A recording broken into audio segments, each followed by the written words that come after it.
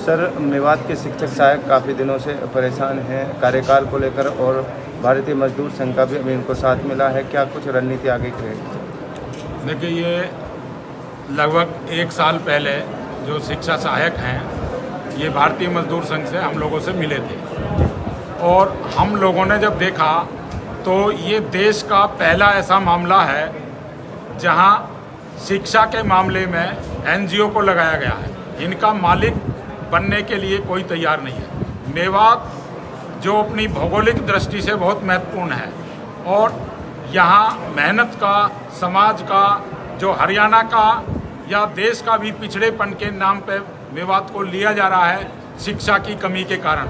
यहाँ शिक्षकों की कमी है, हजारों शिक्षकों की कमी है। उसी कमी को दूर करने के लिए ये एनजीओ के थ्रू लगाए गए थे। एक सॉल्यूशन शॉर्ट टाइम हो सकता था, लेकिन इनको कई साल हो गए, अभी तक हर साल इनका 1 साल के लिए बढ़ाते हैं।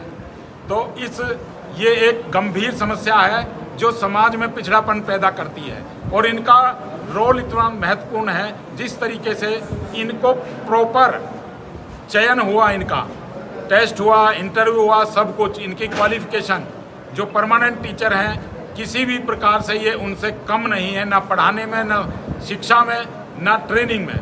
हर तरीके से इनकी ट्रेनिंग हुई, लेकिन इनको हर साल एक तलवार लटका देते हैं मार्च में आकर के कि अगले उसके लिए बढ़ाएंगे या नहीं बढ़ाएंगे। भारतीय मजदूर संघ का स्पष्ट मत था, और हमने माननीय मुख्यमंत्री के सामने भी ये समस्या रखी थी कि भाई इस तरीके से किसी भी समाज का भला नहीं हो सकता। समाज को शिक्षित बनाना है, जो शिक्षा देने वाले लोग हैं उनको पूरी सहूलियत देनी पड़ेगी। उनको जब अपने ही भविष्य की चिंता होगी तो किस तरीके से पढ़ा पाएंगे। माननीय मुख्यमंत्री जी ने भी बोला कि भाई नहीं, ये नहीं होना चाहिए।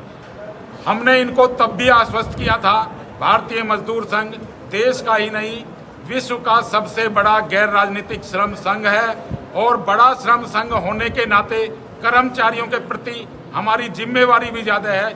इसलिए हमने इनको आश्वस्त किया है कि आप एकजुट रहो, जहां भी जरूरत पड़ेगी हम आपको पहले स्टेप में जो हरियाणा कौशल रोजगार निगम, जिसका गठन भारतीय मजदूर संघ ने कराया है, पहले हरियाणा कौशल रोजगार निगम के अंतर्गत लेकर के आएंगे। और अगला स्टेप हमारा होगा कि शिक्षक जो हैं वो वास्तव में परमानेंट होने ही चाहिए। कहीं ऐसी कोई नहीं है कि यहाँ मेवात में बच्चे पैदा नहीं होंगे।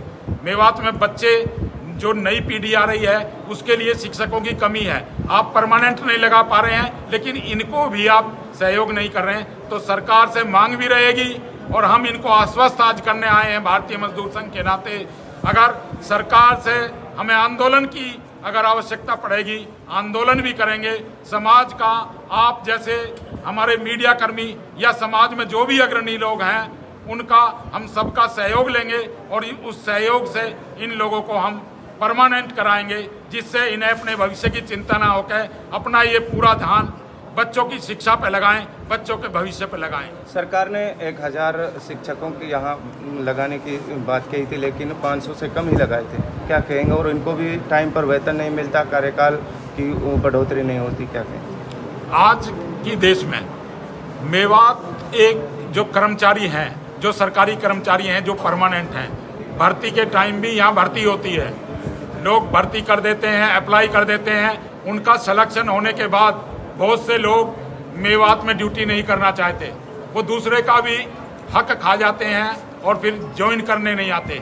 तो ये यहाँ एक स्पेशल ड्राइव चलाना होगा, जैसा दूसरी जगह चलाया है मेवात में शिक्षकों के लिए। यहाँ मेवात के ही जो हमारे बेरोजगार युवा हैं, उन्हीं लोगों में से मेवात के लिए स्पेशल ड्राइव चला करके मेवात के ही लोगों को अगर रोजगार देंगे तो ऐसी कोई सीट यहाँ खाली नहीं बचेगी। ना यहाँ पढ़े लिखे शिक्षकों की कमी है, ना यहाँ जो रोजगार चाहते हैं ऐसे शिक्षकों की कमी है। एजुकेटेड, हर तरीके से जो एलिजिबल हैं, ऐसे लोगों की कोई कमी नहीं है।